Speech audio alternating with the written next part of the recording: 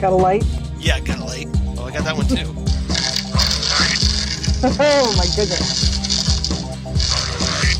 Hello, everybody. Welcome back to Ghostwood, the Twin Peaks Hello. podcast. I'm Charles Skaggs. With I'm me is Jan Sprouse. she's Zan Sprouse, and we're here to talk about The Return Part 8. And if you saw The Return Part 8, which is presumably why you're listening to this episode of Ghostwood, you know that we have a lot to talk about because, holy crap. Do you have that soundbite? Sheriff, we got a lot to talk about. We got a lot to. I don't have that one. We need that one. I don't have that one. But yeah. So That'd be a good one for this episode. Do you mind telling me what the hell is going on? well, let's see. Oh, I don't have that. Oh, I thought I had the other one. You know that there was a quote that I sent you today, or no, it wasn't you. It was somebody else. I'm sorry. Where. Gordon, this was like a few episodes back, and he was going like, I hate to admit this, but I don't understand the situation at all. At all. Yeah. Which I thought was a great quote. So that would have been a good one. But yeah, so The Return Part 8, needless to say, this is David Lynch going full David Lynch. Like to paraphrase Homer Simpson for a second, this is the lynchiest Lynch that ever lynched. Yes, I thought you were going to do the other Simpsons quote where he says where he's actually watching Twin Peaks. Brilliant! I have no idea what's going on. That's a good one too. I have no idea what's going on. And what was funny about that scene was that made total sense to people who watch Twin Peaks. It was the giant dancing with the horse under the traffic light at Sparkwood in 21. We're like, oh, this makes sense. We know what this is. Yeah, this is no problem. But I don't know what Homer's on about. But I don't know what his problem is. But yeah, that feeling back then that most people had watching Twin Peaks is a lot like the feeling we're having now watching Twin Peaks. It's very much what is going on. And like I've said before, when it comes to David Lynch, sometimes you just have to sit back and just watch. Yeah. Don't try to... The only thing you should be allowing your brain to do for these kinds of David Lynch projects is remember. Yeah. You need to be observant and you need to remember what you see. Otherwise, you just need to watch. Don't sit there and try and figure it out. Don't sit there and try and nitpick it. Okay, you can do that subsequent viewings, but initially just watch and let it happen. Yeah, I was just going to say, that just reminded me of that Cooper quote about presents. Like every day, give yourself a present. Don't think, just let it happen. Just let it happen. Yeah, exactly. But yeah, I'm pretty sure this was the reaction, and this is my last soundbite for this episode. This was pretty much the reaction of everybody watching. I think I know what your soundbite's going to be. I'm sure you do. I think I'm high. I don't know where I am. Isn't that the best? Oh my gosh. He's so good. Yeah, he is. Isn't that the best? I just love playing that one. I think I'm high. That's a great one. I love that one. So, yeah, that was pretty much everybody's reaction, I'm sure. But if you actually sat and watched that, we got some actual important information out of this episode. We did. This episode started in a very linear fashion. Yes. It started just where we left off with the previous episode with Doppelganger Cooper and Ray driving off. And they're leaving that Black Hills prison. Yep, they're leaving the prison. They got, where they got the Doppelganger Cooper talked, or basically blackmailed the warden into giving them a car to drive off because of whatever Mr. Strawberries has on the warden. With a friend, we still don't know who. Yes. Yeah, we still don't know who Mr. Strawberry is. I don't think we're going to find out who Mr. Strawberry is. I don't think so because I don't think we really need to know who Mr. Strawberry is. The implication was there, but yes, yeah. But there was also a friend in the glove compartment as requested. Not very good friend, though. Not really. No, not as good as Doppelganger Cooper might have liked. Not But as good as Ray's friend. yeah, exactly. Ray has much better friends. Let's put it that way. Yes, he does. And that's the thing. They're driving through the night in a scene that is very Lost Highway. Yeah, David Lynch loves to like roads and highways at night where all you can see is just in front of you is just what the headlights show. And I think that's wonderful because especially in this episode, it was so dark and so Creepy and creepy. You couldn't see where ominous. they were going. Yeah, it's very effective. So they're driving along and they're just lying to each other.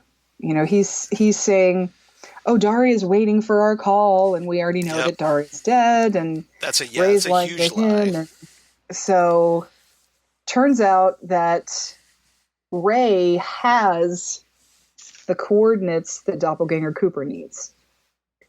But Ray thinking that... And he has them memorized perfectly. Yeah, not written down. It's not like Cooper can just grab his wallet. So he's saying, well, you can't kill me because the numbers are up here. Because thinking, you know? Memorized, a lot of numbers. But then Ray's also thinking, you know, you're worth more to me as a bounty than anything else. I mean, I know you got me out of prison and everything, but I could get like $500,000 if I turn you into the right people. Right. Which I think is a big mistake on Ray's part, but maybe not, considering how it worked out. So they're driving down. They turn off the main road onto this dirt road to go to the farm. And Ray says he has to pee. Yeah. So they stop the car. They get out. Cooper gets the friend out of the glove compartment, which, for those of you who aren't paying attention, that is a gun. Yes. And, and comes up on Ray, and he says, "I need that information," and tries to shoot him, and just click, click, click. And Ray turns around and says, "Yeah, I tricked you, effer." Yep. And shoots Cooper twice. Yeah, just kind of like how in the original episode 8, Dale Cooper, the actual Dale Cooper, was shot twice in the gut. I'd forgotten all about that. You're right. That was the same episode number, wasn't it? Exactly. Oh, and wow. By Josie Packard. Nicely. So it was a great little parallel. That's a hell of a way to kill a wood tick. So he gets shot in the gut. And then this episode starts to become... all hell breaks loose. And then these ethereal, ghostly creatures come out of the woods who I am referring to as the dust vultures. I thought they were just called the woodsman because the one character was called a woodsman. Right. I was just sort of, like I said to myself, I've been calling them the dust vultures because they come out. That's a cool band name, by the way. I know, isn't that great? They come out of the woods around where they stopped, and they're these ethereal, moving really fast, kind of see-through. Presumably they're ghosts. Yeah, dirty, dusty creatures, and it reminds me, like that one in the cell. And the one wandering the morgue down at where Major Briggs was. Major Briggs' body is. So. Major Briggs' headless body. Yes. So these guys, they come out, and I sort of think of that quote from Something Wicked This Way Comes. Where do you come from? The dust. Where do you go to? The grave. Ooh, nice. So these are the dust vultures because they look kind of dusty, and they come out and they just kind of attack Doppelganger Cooper as he's lying down. They sort of are reaching into the wounds in his belly and spreading blood all over his face and all over his body and just picking at his body, which is why I'm calling them the vultures. Right. So yeah, they just kind of it's. I mean, Ray is off to the side. Meanwhile, watching this, freaking out, like I have no idea what's going on. He's just watching this, just completely losing his mind. Yeah. So and Ray, when he is losing his mind on the side of the road, kind of looks like Conan O'Brien. He does. I just wanted to throw that out there because it really. I was like, now I'm gonna think about that every time I see that scene. if Conan were going to imitate this scene, I think it would be hilarious because they kind of look like the same when they were making those The cartoonish faces. Yeah. Exactly. All freaked out. But so Ray's freaking out. Yeah, these dust vultures, as you like to refer to them. They're just kind of like grabbing into the wound, and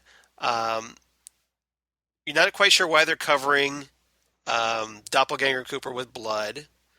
But then something really interesting happens, and you have to kind of pay attention, otherwise it's a blink and you miss it kind of thing, is that they reach down in there and they pull up like a little sack containing... Don't show him to me.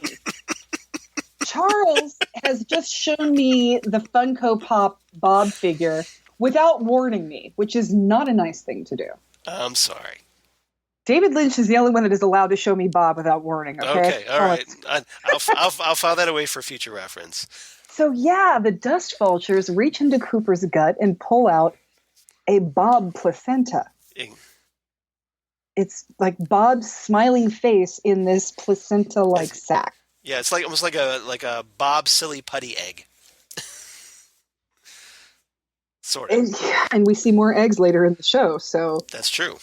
So they pull this out, and then I can't really see what happens to it. Did you see what happened to it? The vibe what I thought happened was that they kind of pocket that sack. They kind of take it with them.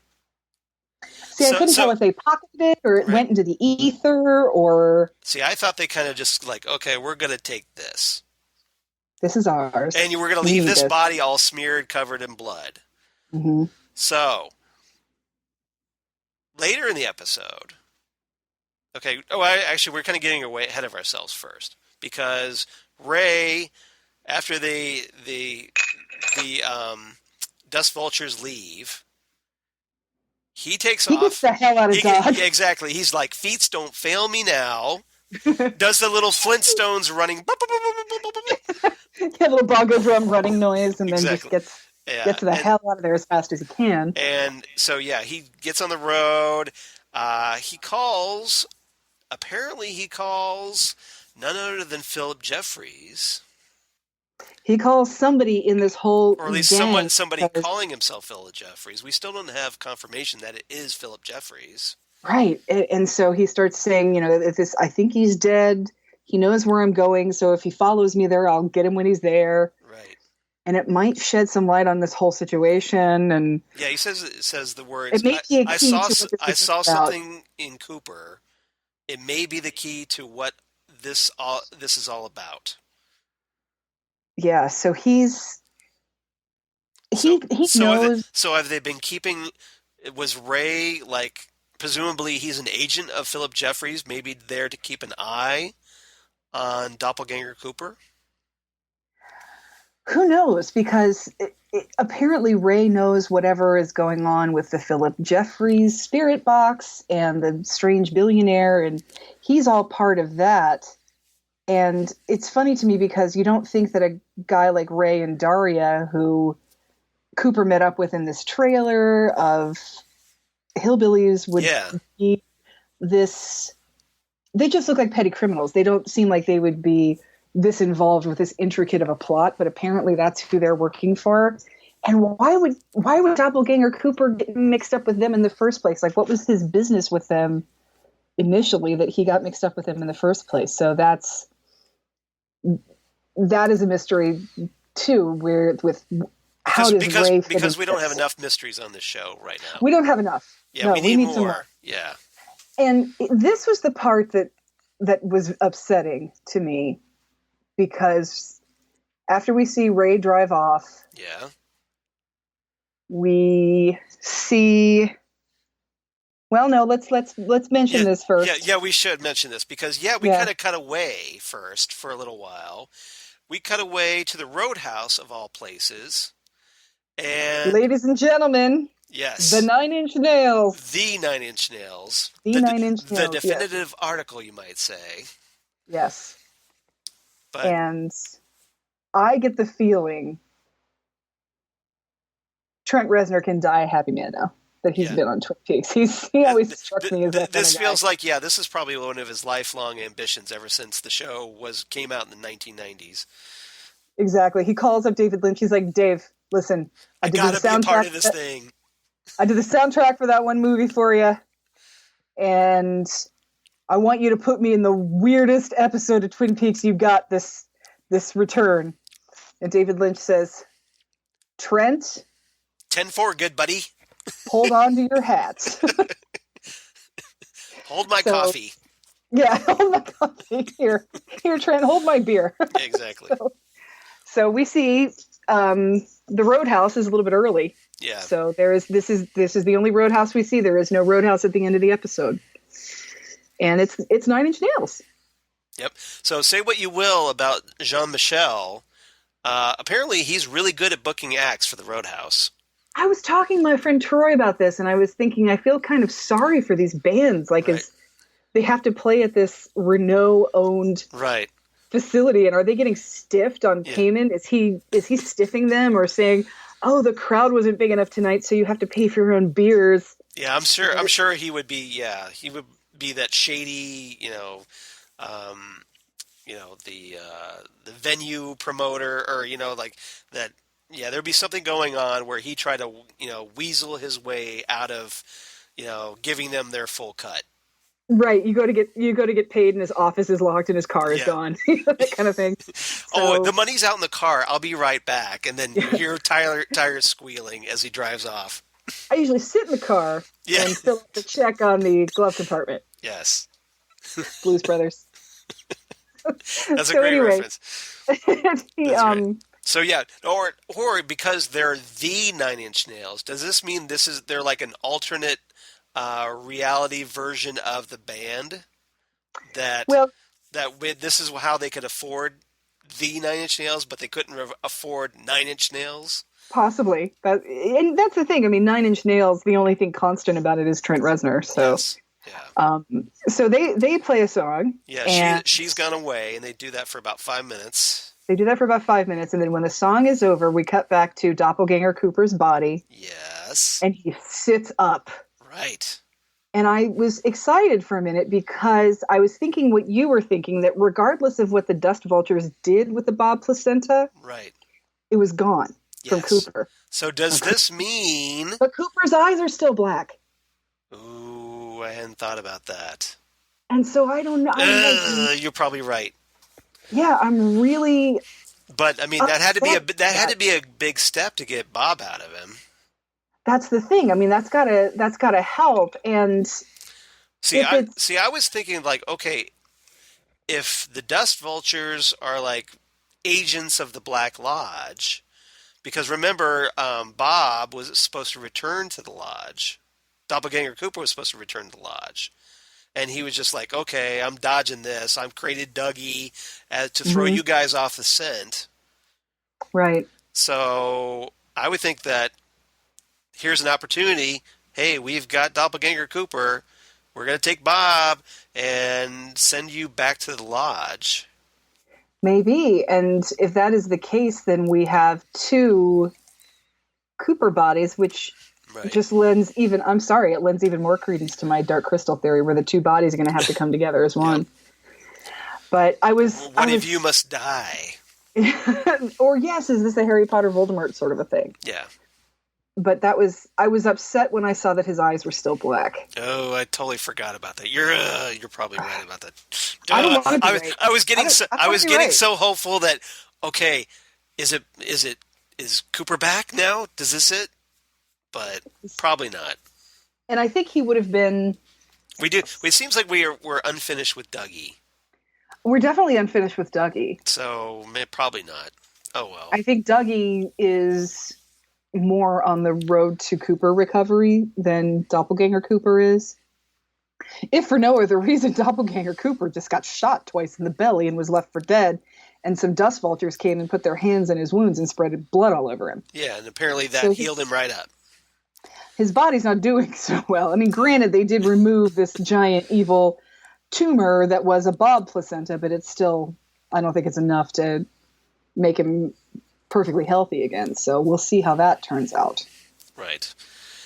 Okay, so at this point, you think, okay, that was interesting.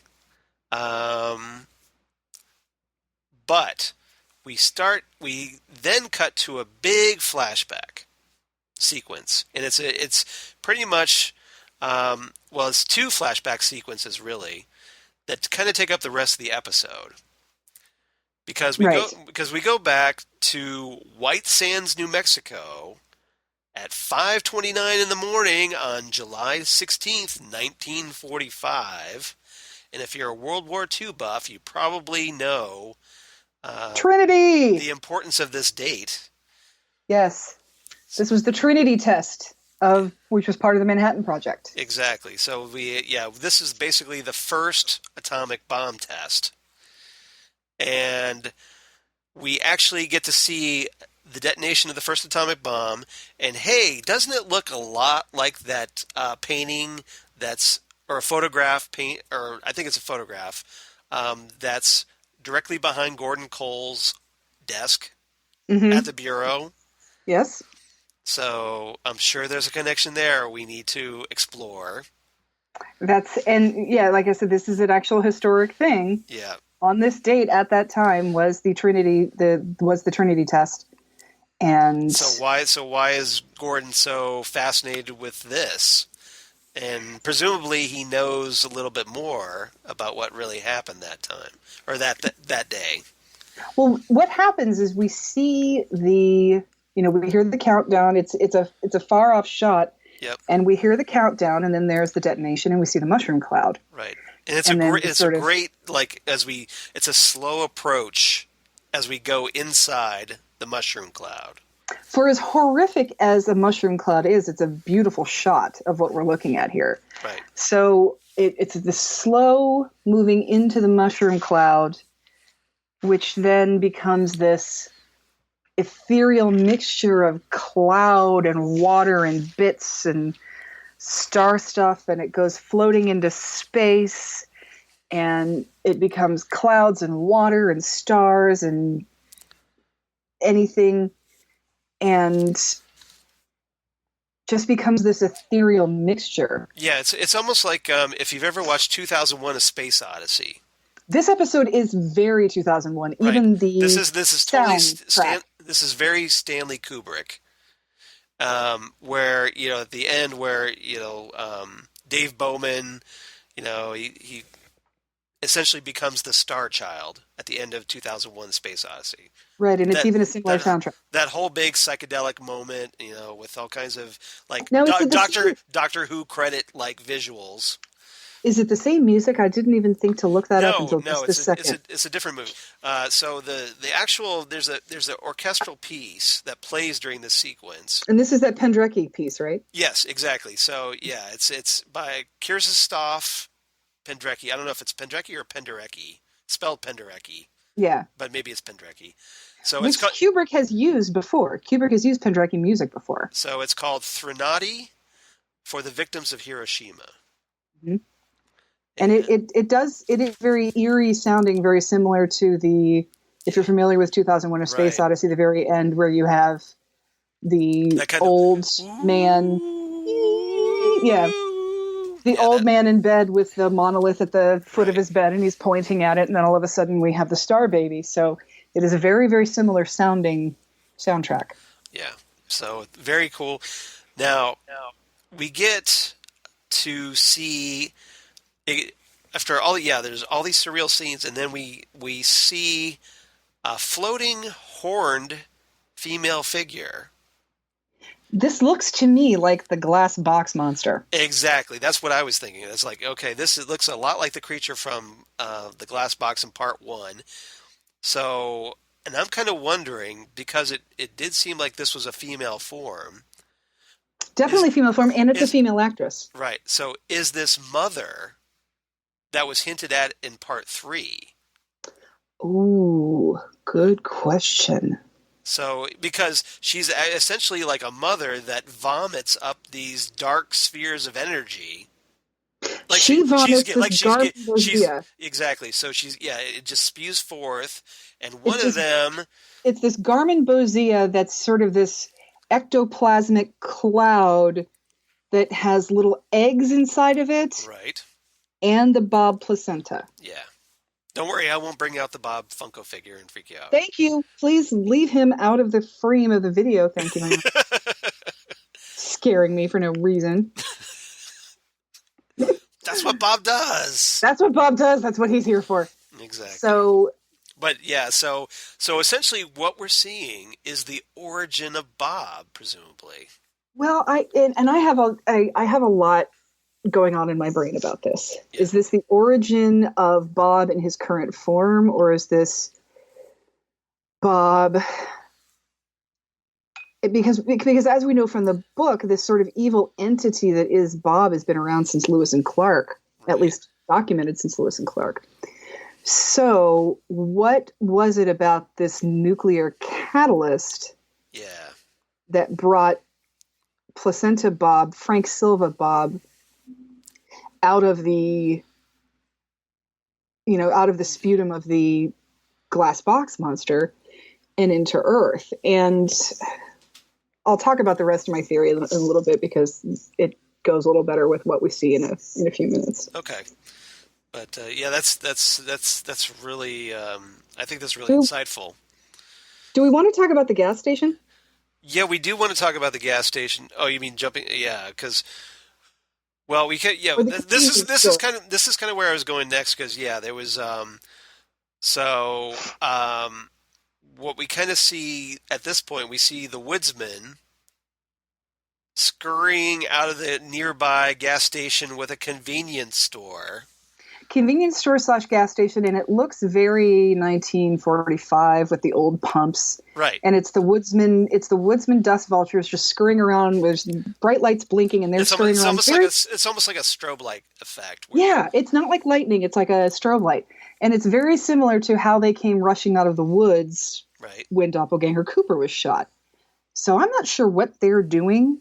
And here's my next question. Right. Is everything in black and white, 1945? No, I'm serious because the next scene that we see is, well, first of all, we see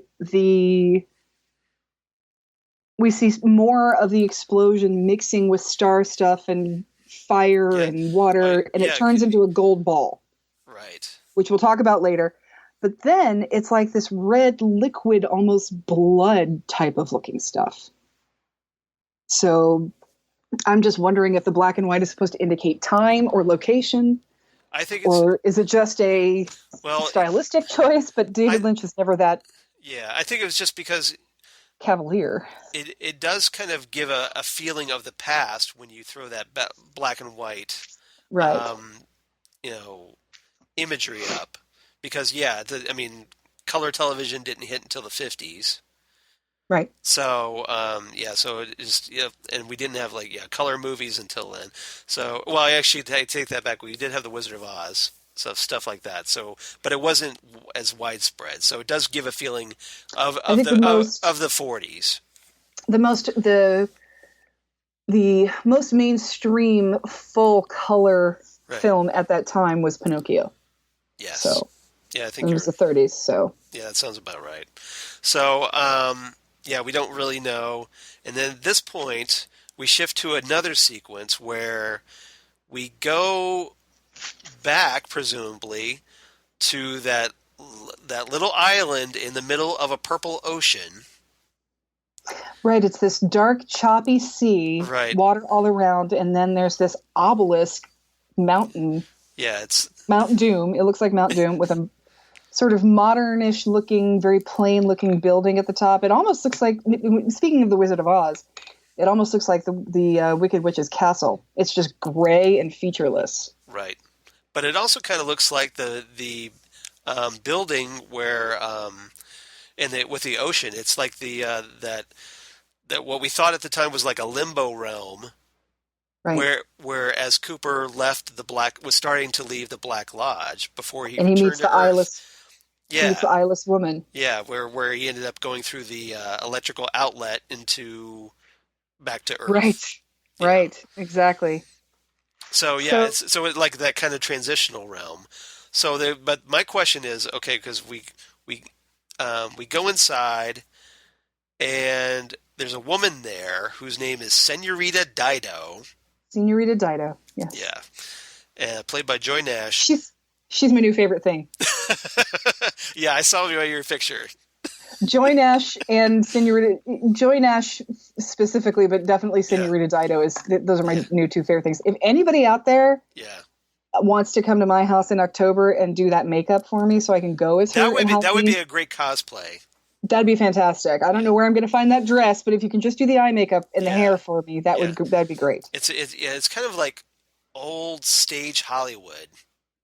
Very much so, which is why, and based on the look of because we go from far away and we pan in toward Right, we pan towards the building that's on top of the obelisk mountain, right. and it looks like it's featureless except for like one window, but it's almost not even a window. It's like a doorway on a really long hall, Yeah. and you go through this dark hall, and then you're out into this really ornate 30s looking room with a phonograph with the cone and So again, we have the phonograph, right.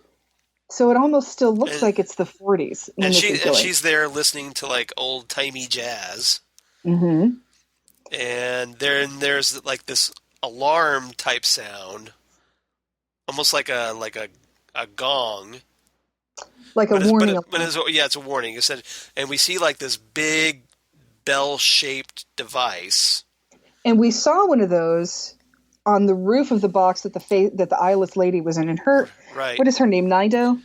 The faceless some lady, I think, was Nido. something like that. Yeah, And where she takes Cooper up that ladder, and yeah, there's one of those things up there. And it almost looks like somebody was starting to make Robbie the robot but didn't finish him. yeah. It's this shiny black thing with gears and levers and It's, antenna.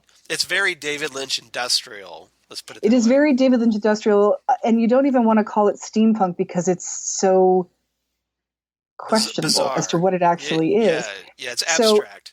right. So that's the thing that when Cooper got on top of the black box in space with Nido, she pulls the lever and that shoots him away. Yeah, So it's another one of those things. And we hear this alarm, and Senorita Dido looks over, and who comes out from behind this thing? yeah. So we have the giant, or question mark, question mark, question mark, question mark, question mark. He's question mark, question mark, question mark, question mark in the credits, but we're just calling him the giant. It's a because lot that's easier to say for one we've thing. always called him that. Yeah. So yeah, we get the return of Carel Struycken, Yep. and which is great. Awesome. But so apparently the giant is apparently he's tired of the alarm, so he finally comes by rather slowly, finally Mhm. turns it off, and we're all grateful for this because it was annoying me at this point. And they sort of look at each other, Yeah, and then he looks out like almost like he's looking out through the dark hallway that becomes the window that becomes outer space. right. Like he's looking past the point of view of the camera, down that dark hall and out into space, out across the sea, like he sees something in that way. Yeah. So the vibe I got from this part of the scene was that maybe if it is Mother creating evil, or at least this particular evil, this set off the alarm bell. So the Right. giant is realizing, oh, I guess I have to do something about this. He's like, okay, I gotta go take care of this thing. So Yeah, he walks out of got the room, things to do. and apparently this featureless house on top of this mountain is large and dark and ornate. It almost looks like Norma Desmond would live here. Right.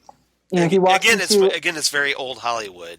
it does look very old Hollywood, and he walks out into this room that has a grandiose staircase, another one of those things. Right. He goes up the staircase and into a room with another one of those Black Robbie the Robot things, and it's a theater. Exactly.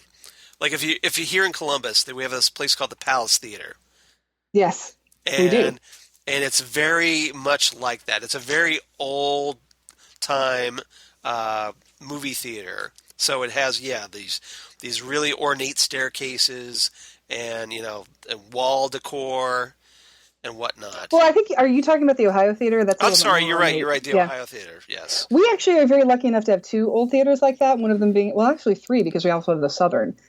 Mm-hmm. But yeah, the Ohio Theater here in Columbus, Ohio, is a national landmark. It was initially an old Lowe's movie theater. Right.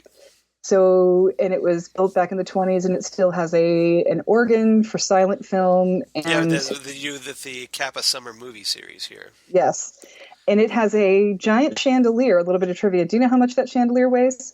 No. 2.5 tons. Damn. Yeah.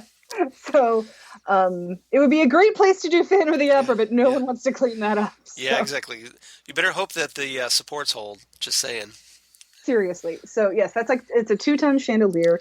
And if you were to take this, for those of you who have been to the Ohio Theater, if you were to take the seats out of that theater, it would very much look like this room. The ornate carpet, ornate carvings in the walls and in the box seats. Right. And a screen where the giant just sort of snaps his fingers and the film turns on, and it's a little flickery, looks like almost like silver nitrate stock film repeat of what we just saw. Yeah.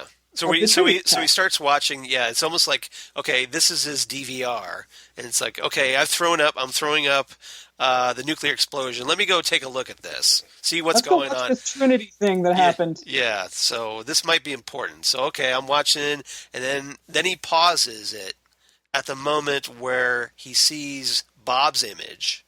Yes. And he's like, oh. And he has a couple of different looks on his face that I think you can read a couple of different ways. The first one being when he first sees the explosion, when he first sees the mushroom cloud, the detonation, he's got this look on his face like, oh, what have those monkeys done? It's that kind of look on his face. And then he sees the Bob placenta coming out of the Garmin Bozia of the glass box monster mother. And then his look on his face is like, oh, it just got real. Yeah. Oh, it's on now. And so here's where my brain starts working over time. And this is all I've been able to think about for the last 4 days. Yeah. When we did the Trinity test and we detonated that atomic bomb. Right. Is this a situation? This was my first reaction, but then now I'm sort of thinking something different. My first reaction was, is this an abyss kind of a thing where the otherworldly beings see our destructive nature and said, screw these monkeys. They're not worth it. They're just going to destroy themselves. So let's help them do it. But then I started wondering about the ins and outs of atomic technology. Yeah. And when we learned to split the atom, did we split timelines, dimensions, planes, other universes, things like that? I'm more inclined to believe your second theory, because that's the theory that I was going with, that essentially what we did is we ripped the dimensional fabric, and this is what allowed Mother... We learned how to split... Yeah, exactly. Exactly. Splitting the atom is essentially, breaking down those barriers, and that is what allowed Mother to spew forth Bob and whatever into our world. Whatever else is in those little eggs, and we'll see some of that later. But I think that's it. We learned how to split the smallest thing known. So now we can split anything. And anything can tear apart and leak in or out. Right. And it does. And going back to Gordon Cole having that image behind his desk, if he's been tracking this evil for a long time, presumably, and maybe he's figured out this is when it started. So again, it's like the genesis, that we're the ones who allowed this to happen. And that's the thing. If you can split the atom and create tears in time and space, you're going to have a lot of blue roses leaking in and out of your universe. Exactly. This is just a big Pandora's box. I have a Pantera's box you do not want to open. For those of you, please understand, I am quoting Mystery Men. I do know that it is Pandora, not Pantera. Thank you. It's pretty funny. I forgot about that quote. I have a Pantera's box you do not want to open. You mean Pandora? Please don't correct me. It sickens me. So yeah, you're gonna let anything you've split the atom. You can let anything in. Yeah. You know. So well done, humans. Oh, good job, monkeys. Yeah, pretty much. So yep. So we're essentially responsible for Bob. So the giant says, "Okay, I guess I got things to do here. I have to clean up your mess." Mm-hmm. So okay, let me just float up to the ceiling. He floats up to the ceiling. He's all levitates up. Yeah, and he's at a maybe, what would you say, like a 15, 20 degree angle. Yeah, exactly. He starts going prone, and then, it just levitates. Like he's just planking in the air. Okay? Exactly. So he's up there, and then all of a sudden, that ethereal mixture of fire, water, air, star stuff, atomic remnants, stardust, everything, lightning bolts, starts coming out of the top of his head. Dogs and cats living together. Mass hysteria. Yeah. And it sort of does remind you of the little indicator above the slot machines, little gold, flaming indicator thing. So this is just coming out of the back of his head, and while that's happening, it's just very slowly just leaking out of the top of him. And while that happens, and it's very great. I mean, it's beautiful imagery. It's beautiful. This really is the most beautiful thing I've ever seen on broadcast television. Yeah, and then it kind of coalesces into a ball. Into a gold ball. The gold ball is back. Exactly. And by this time, Senorita Dido has come into this theater and sees what he's doing, sees what he's been watching, and is just watching him as this happens. And she has this. And this is why Joy Nash is my new favorite thing, because I'm a big silent movie fan. Right. Big silent movie stuff. She does, she does have a silent movie actress vibe to her, doesn't she? And I think the makeup helps that too, with all the eye makeup and the really dark red lipstick. Well, we don't know it's red, but it's and the red. fact that she doesn't say anything, so yeah. And she doesn't say anything, right? But that's the thing about, and I've always said this about the movie Sunset Boulevard, that Gloria Swanson looks like she's overacting until you turn the sound down. And then she's the only one you understand.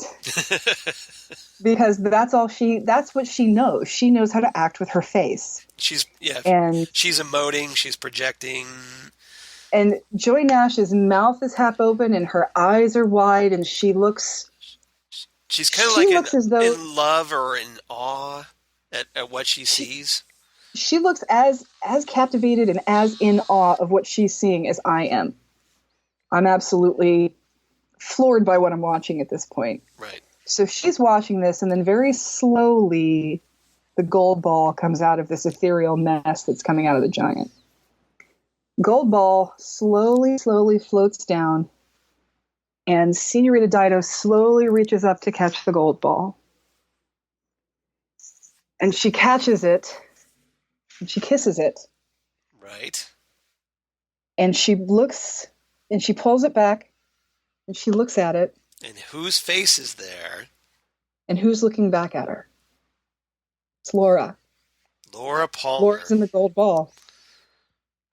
And so then she holds the ball above her head and lets it go into the air, where it floats up into this steampunky horn. Like a tube.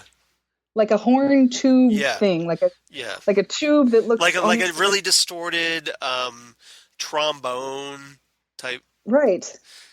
Some sort of distorted horn, and it takes the ball and very slowly pushes it out into space towards Earth. Right. It goes through the screen. Yes, goes through the movie screen. And then travels presumably to Earth. So, yes. Yeah. And you can see it traveling towards Earth, and it kind of makes a little bit of a jag to go up into the northwestern part of the United States. Right. It needs to be. Mm-hmm. So this is leading me to believe Yeah, probably where I'm believing, but go ahead. that we split the universe, which allowed Bob to come and be cursed upon us. Right. And the giant and everyone else in that part of the lodge sends us Laura to fight him. Yep. So it's the battle of good and evil. Essentially, Laura is intended as the antibody. Yes. The antivirus to Bob. The antidote, the Bob antidote. Yeah, and so exactly. The white blood cell. But yes. But as we know, Bob ends up corrupting her. So was it an attempt that failed, or was it just part of the process? Is it an attempt that failed, or is it part of the process? You see what I'm going with that? Yeah, or like, is it maybe like, okay, you're led to believe that it was a failure because he killed her and she ended up in the Black Lodge, or is she not done yet? And as we know, she's missing. Mm-hmm. She's definitely, in my opinion, she's definitely not done yet. And she is, think about the amount of people that might have been saved while Bob was focusing on Laura. Right. Just even from Twin Peaks, there's Ronette is still alive because he was paying attention to Laura. And anybody else who may have worked at that perfume counter or maybe went in the woods, or Andrew Packard. Yeah. Or anyone, is Laura. You're saying Laura took Bob's attention off everybody else. Yes, she did. She did what she could when she was there. And now that she's back in the ethereal plane, she still has work to do. Where is she? What is she preparing for? What is she doing? Is she coming back? And what's she going to bring with her when she comes back? Right. Because the vibe that we got, we talked about this in the first 2 episodes, was that Laura was ripped out of the Black Lodge. Mm-hmm. So what ripped her out? Or was this just her fury? Is it her fury, or is there something in there that is pulling the two together? That because it's about to go down with Bob, and Bob is about to do whatever he can to unleash himself on the world, Laura's got to come back. Laura's got to prepare to fight him, because that's the thing this episode showed us, that it doesn't matter how much cocaine or how much prostitution or how many boyfriends or how many nudie magazines Laura gets herself involved in. Laura is pure good. Laura is one of the purest things in this universe. And she's about the only thing that can fight the evil that was created at the same time she was. And that's an interesting point you bring up, because that kind of makes me think of the end of Fire Walk with Me, mm-hmm. where she's there in the Black Lodge, but then she sees the angel and she smiles. And she nods like, "Oh." So maybe now she kind of understands what she is, right? Perhaps, and what her purpose, beyond any corporeal, mortal coil she might find herself in, actually is. So we blowing your minds yet, everybody? And again, I have since it's Thursday, this episode aired Sunday. I've watched this episode at least once a day. Really? Since it aired. Yes. See, I've only watched it twice, but I've watched it at least 5 times. That's amazing. At least 5 times, because like I said, the visual of this scene that we just described with the giant and Senorita Dido is so beautiful. I can't even do justice with it with a description or with words. It's the most beautiful thing I've ever seen on broadcast television. Yeah. And It's not. I mean, and it could very. I didn't think too hard about it. It could very well be the most beautiful thing I've ever seen committed to film. Right.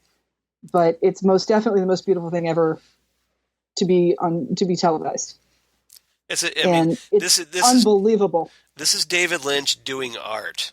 For those who don't quite, I mean, you figure, oh, he's just throwing a bunch of nonsense out there. No, no, no, no. This was. I mean, this was an aesthetic choice. This is imagery presented, like trying to project, moods and to get you to a certain feeling as you watch this. And this is David Lynch being David Lynch for the sake of beauty, rather than being David Lynch in order to disturb you, which he's done before with, say, Eraserhead or Wild at Heart. When he kind of does that later in this episode, which we'll get into. He does. So essentially, yeah, we have the two sides.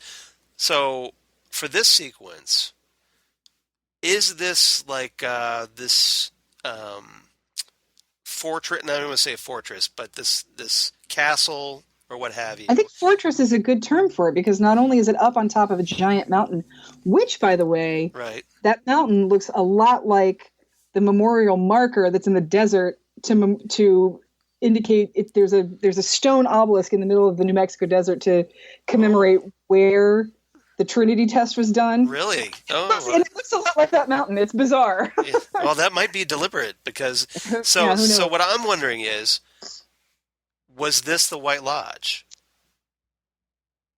Are we did we see the White Lodge at last? Or did we see? Or is this something else entirely? Yeah, that's the thing, because if this go away, I don't. Oh goodness! Sorry, I'm getting a call, and of course it's going to do. Don't they know it's Twin Peaks time? Yeah, I know. It's stupid. Should have just muted that phone. Sorry. And if sorry, everyone. Sorry. That's all right. We've heard the Zan has to feed her cat alarm go off a couple of times. So it's forgivable. Yeah. So but if this is this White Lodge? If it is the White Lodge, it is even more beautiful than anything I could have ever imagined. And I like I said, I have watched this at least 5 times. The first time I saw it, and she grabs that golden orb that has Laura in it. With that look of joy on her face. The first time I saw it, I just was like a little kid. And this is the sound I made. Oh. Little just sigh, like, oh. like I was a little kid that saw Willy Wonka's Chocolate Factory for the first time in my life. So did you start crying when you saw Laura's face that first time? The first time I was just so flabbergasted by the concept of it. Were you just in awe? Just my mouth was hanging open, and I just made this little little sigh kind of a thing. The third or fourth time I watched it, I sobbed my eyes out because you knew what to. Sobbing. Now that you knew what to expect, it was just so beautiful to look at. It was, and like I said, Joy Nash did such a wonderful job. Carel Struycken did such a wonderful job, and just the look of beauty and elation on her face when she's looking into the face of pure goodness and everything that is right with the universe, just that look of pure joy that is on her face and pure hope. And then to pan back and to see that it's Laura is just so emotional for anyone who's ever gotten emotionally caught up in this show like I have. Right. So I just cried and cried and cried. And Chris came in. He's like, "What's going on?" I'm like, "What? I'm going to remind you have to watch this. Just look at it." So what did Chris think about it? He's nowhere near as emotionally invested as I am, but he thought it was beautiful, and he looked at the ball and he's like, "That's Laura," and he was impressed. He was very impressed. But yeah, this scene has just been playing over in my head for all day for the last few days. It's just so infectiously beautiful. That's awesome. And for those who, obviously you can't see Zan's expression, but I can see it. And yeah, it's almost like that same look of joy that Senorita Dido has. That she Oh, just if only the way I could she's talking about it. I mean, this sensation of having watched this it's coming through. So trust me on this. Well, and when we were talking in one of our earlier episodes about Fire Walk with Me, Right. about how you can't not love Laura. And this is just, this is the universe proving me right about that. That there is no way Laura isn't just everything wonderful. It does make you rethink a lot of what you may have thought about Laura. Because Right. because now it's like, oh, was this all part of a plan? And we'll get into that a little more. So so yeah, my whole expression with as I watched this, like from the point we started doing the flashback onward to the end of the episode, my Right. hand was on the side of my face. I'm just like staring, like, oh my Yeah. God, like I'm trying to like consume everything through my eyeballs. Right. And I'm drinking all this in like it was, like I'm drinking deep from the well. drink deep from the well. And descend. And I was descending. That's what you do. And that's what I was saying at the beginning of the episode, that sometimes with David Lynch, just watch. Right. And that's all I was doing. I mean, I was just like, I'm just staring at it. It's just, and we don't often see David Lynch use his Lynch powers for beauty. Right. He's so often showing us some sort of seedy underbelly of the psyche. But when we see something beautiful, damn it, he's good. That's just, he's an incredible. He's just good. He's just really good, and he's. I don't know how he's ever going to top this. I mean, this was. It's not often I get to see you being at a loss for words. But you Oh. are, and it's kind of amazing. It just shows how much you were affected by this.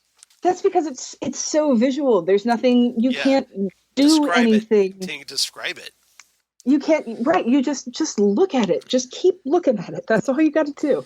Okay, so at this point, we switched to a different sequence because 11 years later, we advanced to August 5th, 1956, and where there's two things really going on. There's a sweet-looking teenage couple having a date. No. Or you want to do the where we have there's a couple of motorists on the road. Nope. Even before that, here's what I want to talk about. What do you want to talk about? Have you ever seen Raising Arizona? Yeah, I love Raising Arizona. Well, then you probably remember the line, yeah, well, if a frog had wings, he wouldn't bump his ass a-hopping. Well, have you ever wondered what a winged frog would look like, Charles? Yes. You don't have to wonder anymore, do you? Exactly. So, we cut to the desert. We cut to the desert in 1956 in New Mexico again. Presumably, this is where the egg landed. Right, and this is one of those eggs that was in the mother glass box monster Garmin Bozia that had the bob placenta in it. It's one of those eggs, and it hatches, and by God, it's a frog and like a fly. Yeah, like a frog with wings that covers. I thought it was more like a frog roach thing hybrid. It's like a frog flying bug. Yeah. It's ew. You would think something a little nicer would have crawled out of that, but apparently not. Not out of Garmin Bozia that created Bob. Well, is it? But presumably it's Laura, right? No, it's not Laura. It's one of the eggs that was part of the Garmin Bozia. If you look close at the vomit, the Garmin Bozia. Oh, see, I was thinking that this was the Laura's thing coming to Earth. No, I don't think so. Because if you look inside the Garmin Bozia of the glass box monster mother, right, it has the Bob placenta. I'm glad you're clearing this up for me because I thought it has little speckled eggs in it. A bunch of little eggs in it. And I think that's what this is. I think that this is an egg from that Garmonbozia. Oh, see, that would make more sense why, you have this creepy crawly thing coming out of that egg In and this apparently hatching. creepy crawly town. Yeah, pretty much. So, boy, now I have to rethink my theory now. Okay, we'll go into that. So, so this thing is crawling around town. It's kind of crawls on the beach and it's kind of lurking around out there. So It's learning how to fly. Its wings are drying off, and it's doing its little thing. its thing.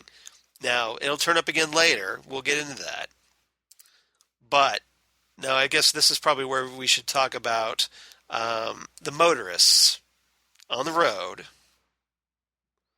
Right. Well, we can start with the boy and the girl. Okay. Because This is very similar to a Twin Peaks kind of a town. You have this girl in a poodle skirt and this boy, with his slick back hair. They're on a little 1950s date. Yeah, like she's this walking. Sort of small He's walking her home. Yes, she finds a penny in the dirt. So heads up. So it's good luck. Yeah. So again, we have another coin motif. So, and it looks like it's going to be just this, sweet little town full of sweet little people. But we do pass a gas station that looks like it could be that same one from 1945. Right. And there's nothing really freaky going on yet, but it looks like that same one that had the dust vultures and the strobe light action. So anyway, yes, then we see a couple driving down the road. Yeah, so basically, the guy tries to ask the girl for a kiss, which so he gets a kiss. She goes inside, presumably to go upstairs and go to bed. It's nighttime. And that's kind of where we leave her for now.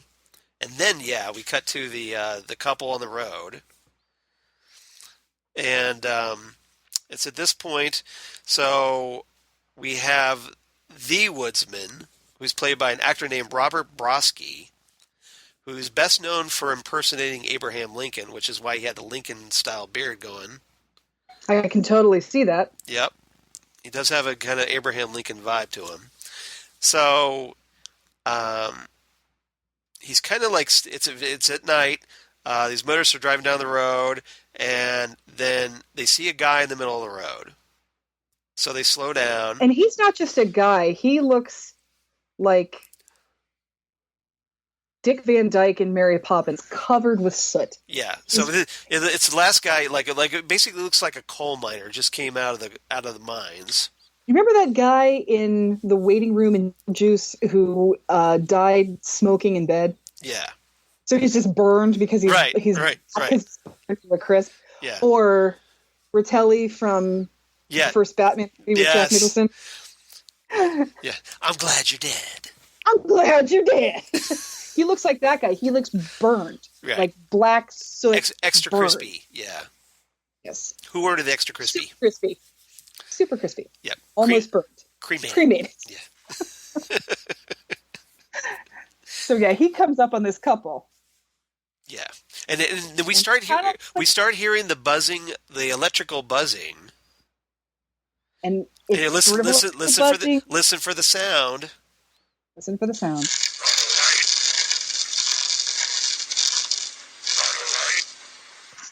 And that's what he's doing. He's walking up with a cigarette, asking people, got a light? Yep. And he has this horrible crunching electrical. Yeah, it's that buzzing. He does. It has kind of an unearthly voice. Yes. As well. So it's all gruff and everything. So they're freaked out, understandably. Then there's more of them. Yes, more of them. More dust vultures come up on this car. So again we have like Lynch doing like a slow down, horrific scream. Right, and I can't tell if that's the dust vultures. Kind of like when Maddie was killed. Yeah. By Leland. True. And Bob. That's true. But it's just that really slowed down, that guttural type of slowed down screaming. Like when you're turning into a werewolf. Right.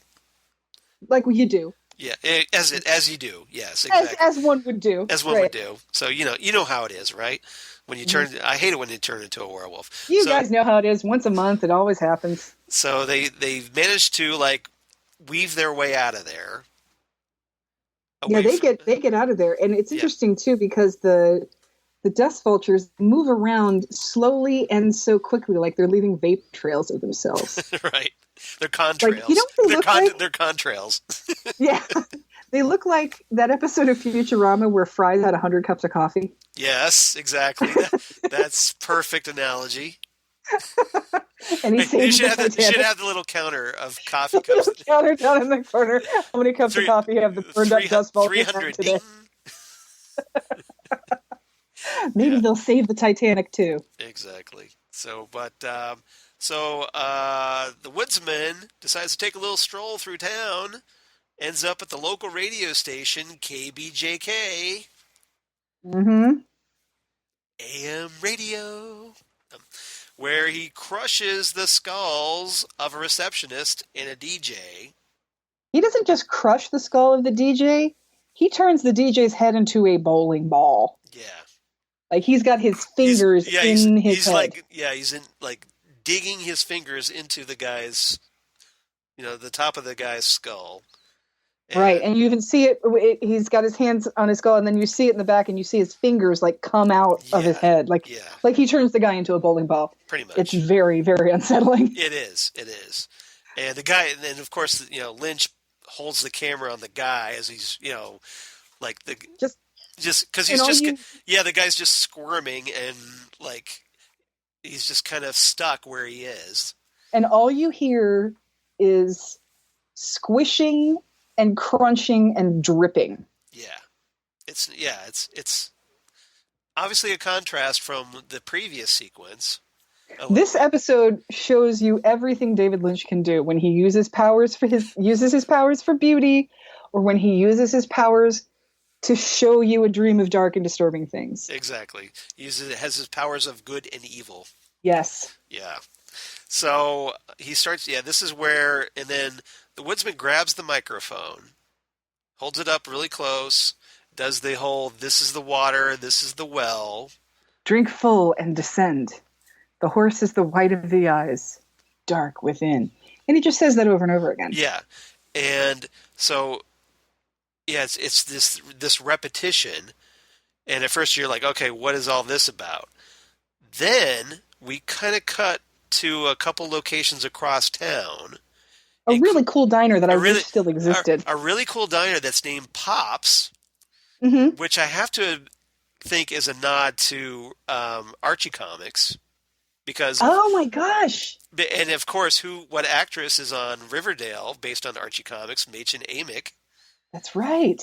So I wonder if that's a little sly reference. Stupid Riverdale punks think they're too good for me. Exactly. So, but the waitress there, and it's like a '50s version of the Double R Diner. This diner, right? So the waitress there collapses, unconscious. Yeah, pretty much everybody who hears this. Yeah, including, as it turns out, we find out, the girl from the date earlier. But she's the only one that doesn't pass out. She does pass out eventually. No, she just goes to sleep. No, everybody else just sort of falls down where they are, like Dark City. Like it turns midnight and everybody just pauses. You thought she just drifted off naturally. See, I thought she kind of like okay, she turned it on, she was listening to it, and then passed out. See, it looked to me like she just was looking at the radio going, okay, this is weird, it's time for bed now. It looks like it looked like she purposely laid down to go to sleep. Right. See, I didn't think it was purposely. I thought it was just okay. So the vibe I got is that okay, this whole mantra that's being delivered over and over is essentially like a sleeping spell. Right. And it's almost like an incantation to put people to sleep. And presumably this girl, because while she's asleep, oh, hey, you remember that icky, creepy, crawly creature? Well, guess what? In the most disturbing moment in this episode, and there was some strange moments in this episode, but this is probably the most disturbing one. This is the worst one. This is the worst one. So the girl's mouth opens, and the creepy crawly creature decides, hey, I think I'm going to shack up here, and crawls inside her mouth. Ew. And then she sort of, her mouth kind of opens. Yeah. And she's asleep. Her mouth kind of opens. And she just closes her mouth. And then you just hear buzzing in her belly. Yeah. Like wings are flapping inside of her belly. Yeah. So basically, this thing has claimed a host. Mm-hmm. For what purpose? Now you're saying though that it was the I want to say the mother's creature. So that I think it's one of the eggs from the Garmin-Bozia. Okay, Yeah, it looked to me like it was one of the eggs from the Garmin-Bozia. Okay, so that's your theory. My theory is that, okay, if it's the egg containing Laura that was sent by the giant. Is that little girl Sarah Palmer? That's exactly where I'm going. That the girl is Sarah Palmer. Ah, interesting. Yeah, so...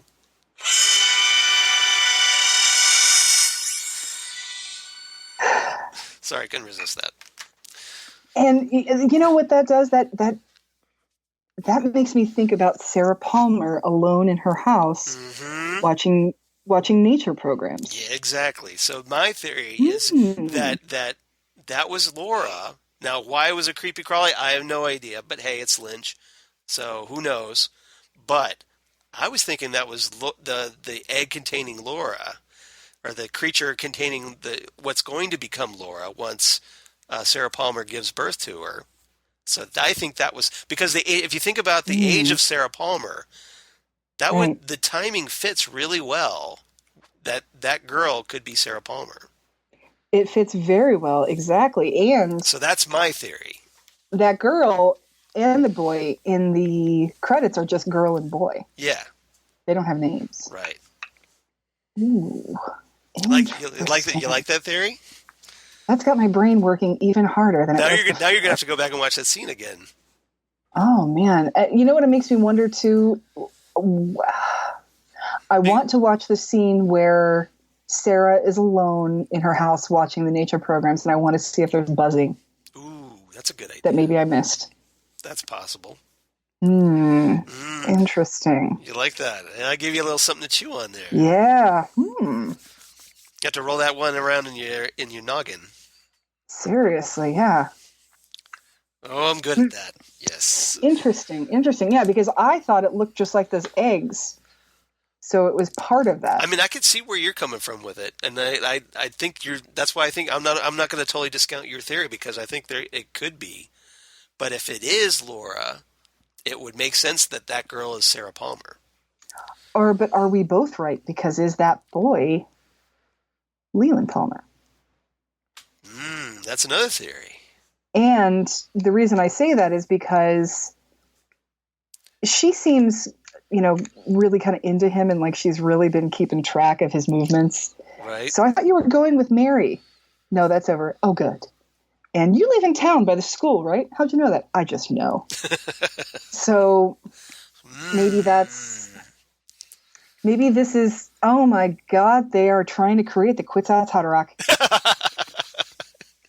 Maybe that's what's going on. Maybe they meet. And then Alicia Witt comes out. For he is the Quetzalcoatl Haderach. But yeah, maybe there's something about the good and the evil fighting together in that sort of a way, because by that point, Leland has Bob in him. Yeah. Because Leland, that summer trip when he was a kid, that's when Bob got to him. So yeah, because of the whole the neighbor that used to flick matches at him. Mm-hmm. Robertson, yes. So maybe there's something that the evil has to find the evil, and then the good can fight it. Right. Ooh, maybe we're both something. Yeah, maybe. Maybe. Huh. See, Time will tell. see what you learn here on Ghostwood? See the things we make you Yep. think about when you're trying to sleep at night, kids? Exactly. Good luck sleeping at night. Sorry about that. Yeah. But yeah. Close your windows. That's all I'm saying. Got a light. Oh, sorry. Oh, my goodness. Yeah. That was another interesting thing, too, that we were just sort of, after everybody passes out and the credits are running and we're just seeing the desert, Yeah. we hear horses, like a neighing horse in the background. The heck's that all about? Well, remember the horse is the white of the eyes. Oh, man. Yeah. And then, but Very yeah, deep it descends. I was watching those closing credits, like waiting for something to happen, but it didn't happen. But just that girl, we just saw that girl there with knowing that thing's inside her going. We just saw her sleeping with little wing buzzy noises going on in the back. Oh, poor thing. Yeah. Ew. Yeah. That's gonna leave a bad taste. You might want to wash that down with something. Oh my goodness. Yeah. So unfortunately, we have 2 weeks to wait. Well, now it's like 10 days as we're recording this, because we're recording this on a Thursday. What? Yeah, because of the holiday of Independence Day weekend, there's no Twin Peaks on Sunday. Oh my gosh. So we're gonna have a little bit of a wait. But see, and I already hate the 4th of July. Why do you hate the 4th of July? Couple of reasons. Fireworks or? I don't. Because I have a friend that hates fireworks. Well, I don't have a nervous dog, so fireworks don't affect me that much. I am not a big fan of going somewhere to see fireworks. I prefer to have fireworks just happen. When I was a kid, and my mom and I will remember this till the day we die. It was just so fun. We were just out shopping at Gold Circle of all places, if anybody remembers that. Oh, which wow. was like, that's a blast from the past. Yeah, it was like the dirty Target before there was Target. It was like Kmart wannabe. It was like Kmart, yeah, exactly. But it smelled like Target because it just smelled like, towels and soft pretzels. And despair. So we were there, we were walking outside, and there were just these people standing in the parking lot looking up, and they were fireworks somewhere in town. We don't know what they were for. It wasn't the 4th of July. There was no reason for them. Right. But just to be surprised by fireworks is so much more fun than having to drag my lawn chair to a crowded football field of a high school I either didn't go to or didn't want to go to when I had to. Right. I know that feeling. And deal with the heat and little kids and mosquitoes and spend 15 minutes watching fireworks. That's not a fun thing for me. Basically, the 4th of July is really hot. Yeah. And that's it. That's like all it is. It's just a hot day that everybody expects you to spend outside, and I just don't want to. I don't care. I don't care enough about fireworks. And Chris, my husband, grew outside of Washington, D.C. Right. So when we first started dating, I said, listen, I'm really not a big fan of the 4th of July. If you want to go see fireworks, I can tell you where we should go, but I just don't care. And he just looks at me, he's like, when you've seen the national fireworks, you're done. He was in Washington, D.C. in 1976. He's seen enough fireworks to last him for the rest of his life. I'm sure. So, yeah, and it's just, I just don't care, I don't need the, 4th of July blowout sale. I just don't want to be outside on the 4th of July. I'm essentially like love it or leave it guy when it comes to fireworks. I could if you're going and I'm bored and I want something to do, okay, I will go we have here in Columbus Red, White, and Boom. Oh, don't even start with me on Red, White. I understand. I get it. But if it doesn't happen, I'm not upset. I've got things to do, so I'm good either way. And if I see them, fireworks are cool to look at. Where Chris and I used to live in Upper Arlington, from our second floor, you could see Upper Arlington's fireworks from our window.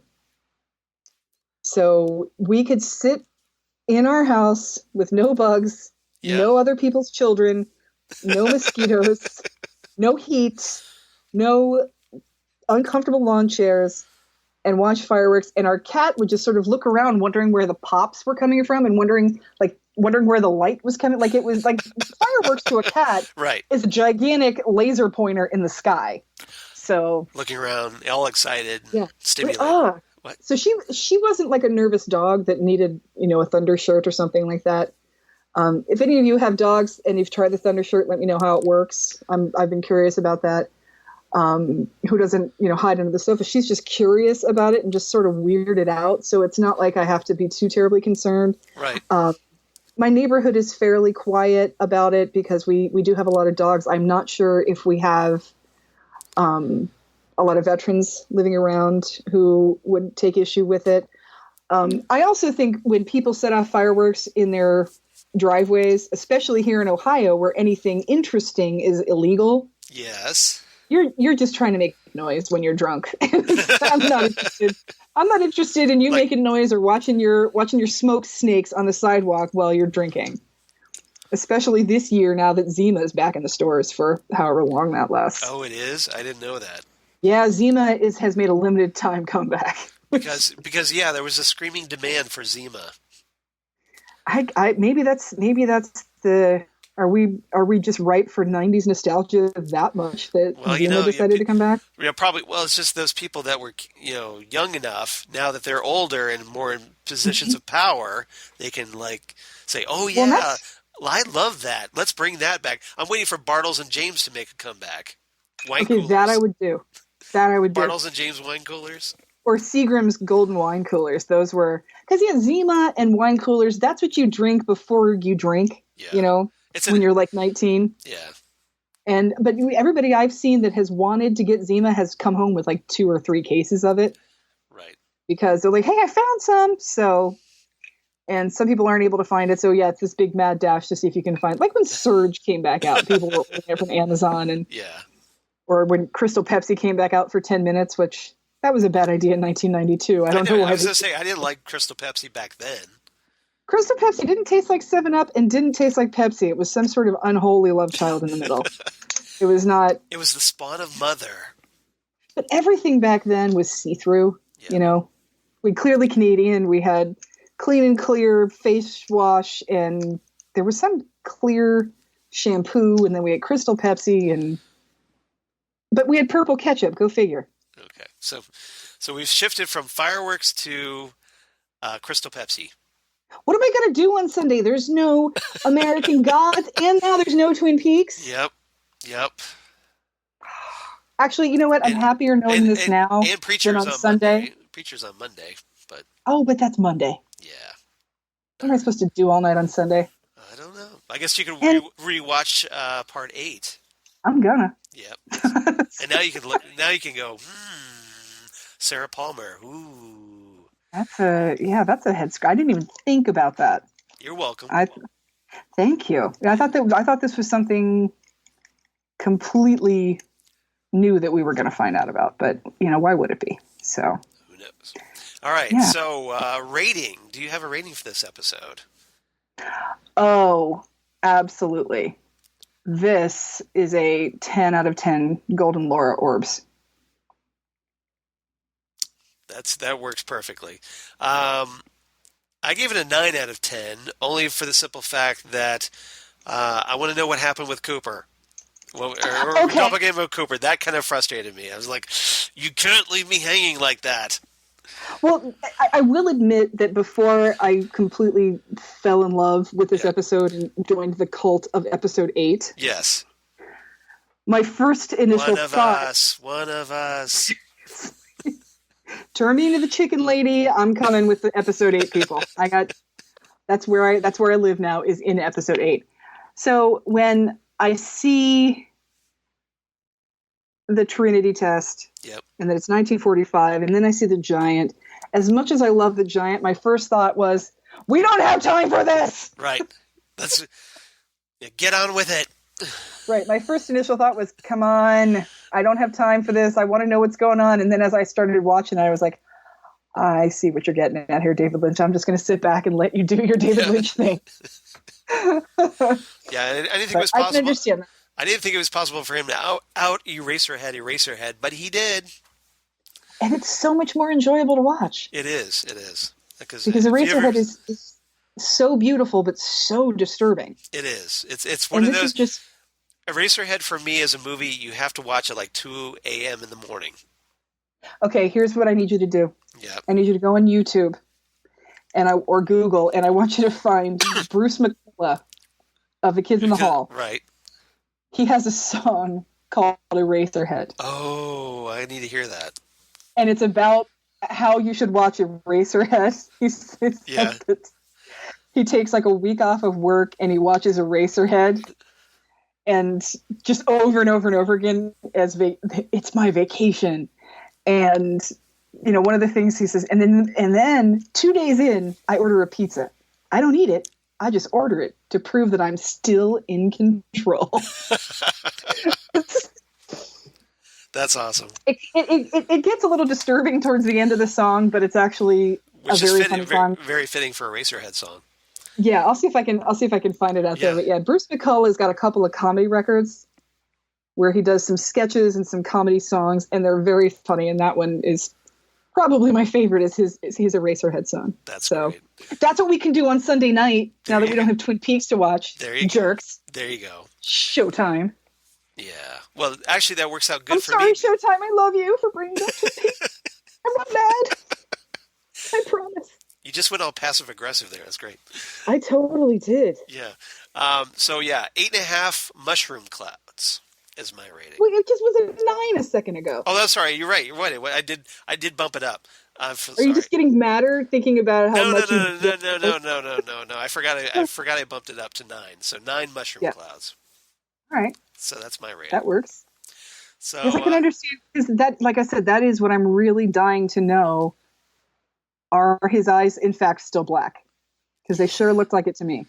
Now, granted, it could be just because it was nighttime, but who knows? But I'm kind of leaning toward you on that one, because your theory, because I don't think the Dougie stuff is taken care of yet. I think there's more Dougie stuff to come. So. Because that's the thing. It's like, it might be nighttime, but with the newfangled technology that Hollywood has these days, you can make anybody's eyes look bright no matter what time of day it is. Exactly. Well, remember my theory about that I think I offered last week was that because of Dougie and the news crews, that somehow those news report, and that's how Dougie / Cooper's image is going to hit the news and get the word out to Gordon. So Douglas Jones looked like a cobra. He moved like a cobra. Yeah, which is one of the greatest quotes. So yeah, we have to wait 10 more days to new Twin Peaks. I don't want to do that. So we might. So you might have to wait a little bit for the next Ghostwood, but then we're going to talk about the Return Part 9. So just hang in there. Maybe you could go back and do Ghostwood retrospective, guys, or something. Yeah, that's what we could do. Exactly. So catch up if you've missed some episodes. But yeah, that would be great. And or just watch them again. Watch them again. Yeah, who knows? See what how like when you watch something, you're like, yep. Maybe we've got some of those in episodes 1 through 7 that we haven't been aware of yet. Maybe we did. Oh, that is something I wanted to bring up, and I forgot about it until just this second. Yes. Did you see that picture I posted on Ghostwood? Which Woodsman picture? Versus Woodsman? Oh, yes, I did. Yeah. Yeah, she's referring, what Zan's referring to is the kind of like really fake beardy guy in Fire Walk with Me that was in the meeting, that supernatural meeting with that presumably above. I've been to one of their meetings. Right, presumably above a convenience store where Bob and the arm. I forgot about that. Yeah. I completely forgot about that until you just said it. Oh my God. Okay. You're welcome. Okay. You're welcome. My mind is even more blown. It goes all scanners. Oh, I am totally scanners right now. That is Ironside. Where are you? Where are you, Michael? Where are you? You're in here somewhere. Well, he's out hunting the V aliens, probably, or something. Oh yeah, that's what he does. Yeah. So yeah, the meeting in Fire Walk with Me. Or ruling Apocalypse, because hey, he was Darkseid too. Oh yeah, I forgot about that. Yeah, he was great as Darkseid. So yeah. So Anyway, Michael Ironside reference. Go ahead, take it yeah. for what you will. But so yeah, so we're gonna do. We'll be back 10 days, presumably, for now. Or No, we're still talking about the Woodsman. oh, we're gonna talk. Oh yeah, we want to talk about the Woodsman. So yeah, so we'll talk about the Woodsman. So yeah, so Firewalk with Me. So is this the same like Woodsman from the Return Part 8? That's the thing. And if you guys remember him, he's the one that was just sort of sitting in the corner and Yeah, like kind of like he lifts up raising his arm up, and yeah. Yeah, it's like his hand and his knee are like playing yo-yo with each other. Now he wasn't as nearly as sooty and dirty as No, that's the thing. but that's again, this was like 1992. Right, and so maybe he's so cleaned maybe up a little bit since or 1945. maybe they've just kind of reworked how they wanted that character to look. I don't know, and I don't know if they're the same guy. I don't know if it's a coincidence or not, but It's a possibility because we still don't know what that guy was. we have no idea what that guy was other than hot. Yeah, that guy was played by Jürgen Prochnow, right. who is pretty much why any guy ever has been able to get his girlfriend to sit through Das Boot. But yeah, I love Jürgen Prochnow. I absolutely love him, and so yeah, he's Duke Leto in Dune. Yes, and he's the head of the terrorist Remember group. the tooth. Remember the tooth. Yeah, he's the head of the terrorist group that's trying to kill the president in Air Force One when the president is Harrison Ford. Right. And Get he's off also, my plane. Get off my plane. And he's also in one of my all-time favorite movies that should have been better than they were. Yes. The Keep. I don't think I've seen that one. Oh, it's so good. It's got Jürgen Prochnow I gather. and Gabriel Byrne. It's like a movie full of life. But it's directed by Michael Mann, who is pretty much the king of taking books you love and turning them into movies that should have been better. Right, like Manhunter. Exactly like Manhunter. Because Manhunter, the version of Red Dragon that wasn't Red Dragon, but hey. Yes. Which does, however, the Miami Vice version of Red Dragon, as I like to call it.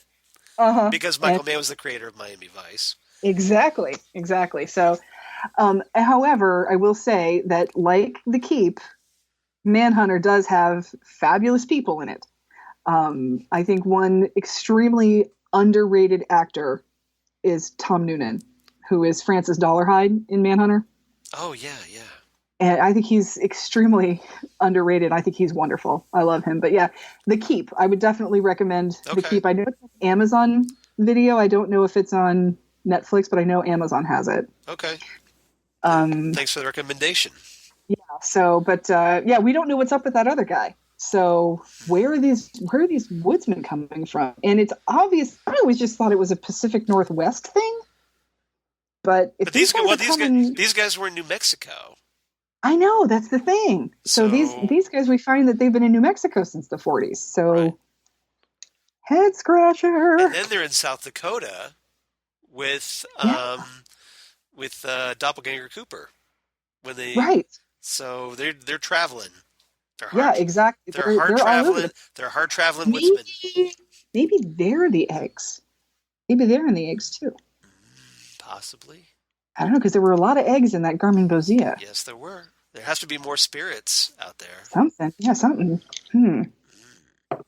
Anyway, yes. So if we decide to skip next week, we'll see you guys after episode 9. Yeah. See you guys. We'll talk at you guys after episode 9. Now, if you really need to talk, we could definitely talk. We can always record something in the meantime. But that's true. We could spend our Sunday. I'll leave that up to Zan. Without Twin Peaks, watching all the previous episodes. Right. Seeing what we can catch. So a recap until now. If we uncover something that we think is just mind blowing, we will shove in a bonus episode. Right. It's like, we got to talk about this.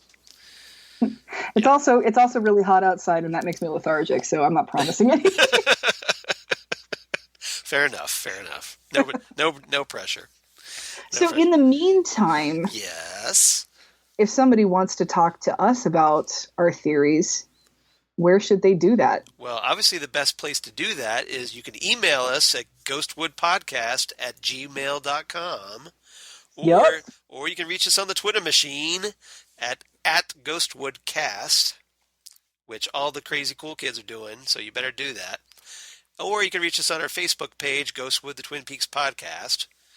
We're up to 38 likes. We could be up to more. Come on, let's get it to 50 by the 4th of July. That would be great. So we got plenty of room. Bring up to 50 for America. Yeah, exactly. So, yeah, that would be great. And Zan, where can they reach you?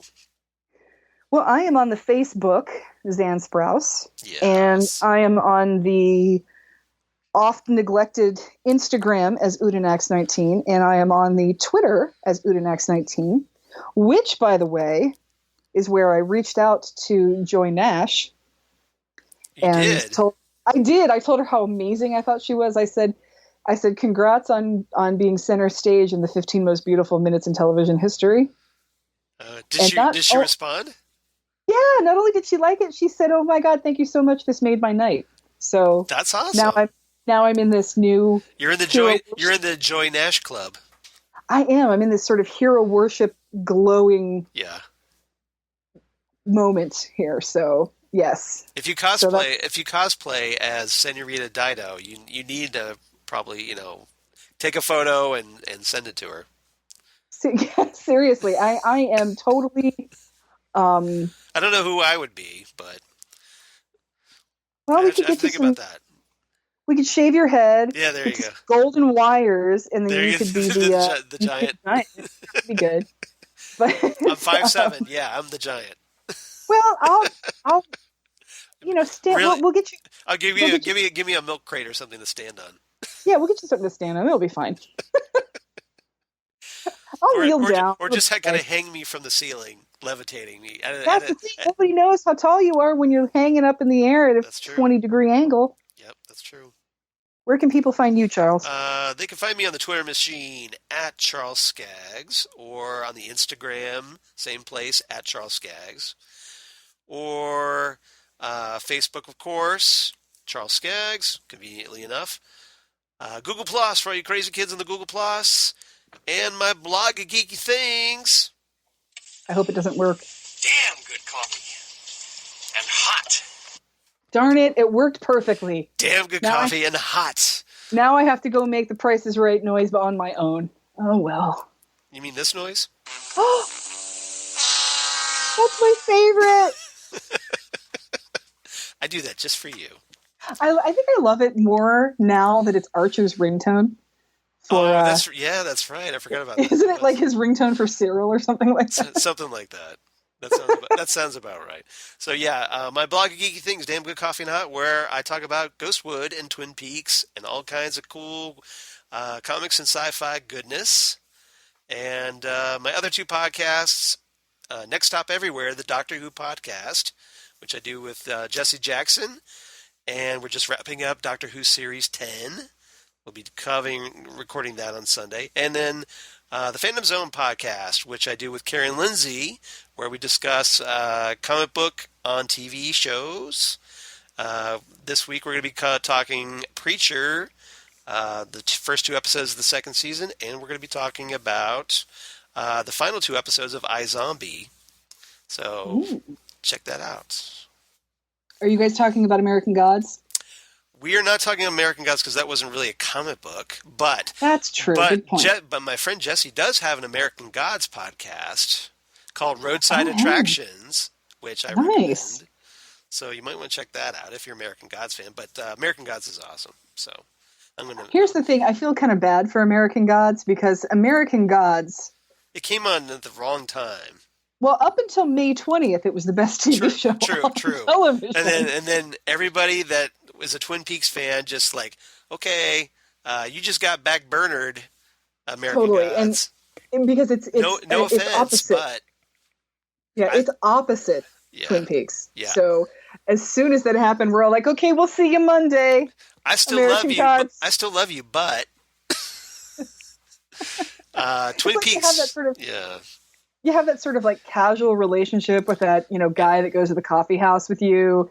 But then like the guy you really love comes back into town for like a month or so. And you're like, dude, he and I are going to hang out for a while. American Gods is essentially the booty call. And and then Twin Peaks is like the old ex-girlfriend that you just can't resist. Yeah, American Gods is the new boyfriend, and Twin Peaks is your first love. Exactly. You're back in town and you're divorced, you say. That's Twin Peaks right now. Exactly. So on that note, I think that guy just drop everything for the second he says he has an hour driving through town when he has to go to Indianapolis for work. You're like, oh, okay, I'll meet you for coffee for 15 minutes. Yeah. The Twin Peaks is that special someone you text message on the side when nobody's looking. Yeah, it's that first love that every time you see them, you're just sort of happy and you don't know why. Or that you call on a separate burner phone. Yeah, that's why you still have a murder phone from when you first got a cell phone and you were cheap. Exactly. You just still kept it. You just pay on it every time he's going to be around. Or you see on Facebook Twin Peaks has gone from in relation to it's complicated. You're like, oh, let's load the phone up again. Yeah, exactly. Yeah, you're stalking Twin Peaks on Facebook. Yeah, exactly. Trying really hard not to like too many photos because you're looking through all of them. Yeah, exactly. All right. Yes, just like. So I think it's safe to say we both have a very disturbed relationship with Twin Peaks. But Twin Peaks for me is always going to be that first love that everybody knows is I know she loves me. American Gods is like, I know she loves me now, but Peaks. We've got history. Yeah, I just can't compete with Twin Peaks. Yeah, so. Exactly. All right. Yeah, so a friend of mine poor American Gods. American Gods is so good. Yeah. If it was just on Thursdays or something, right? But it just the thing. Or 10 p.m. Would it killed it? Would it have killed it to just push it back to 10 p.m.? No, I mean they did repeat it, but still. Yeah, still, but God bless the DVR because that way I don't have to make Sophie's choice. Yeah, exactly. With the two best shows on television right now. Right. But yeah. All right, so just gotta hang in there. Maybe we'll record a special interim episode, but if not, come on back here in about 10 days or so, and we will talk The Return Part 9. Yay! Right here on Bye, Ghostwood. everybody. Bye. Happy 4th of July. See ya.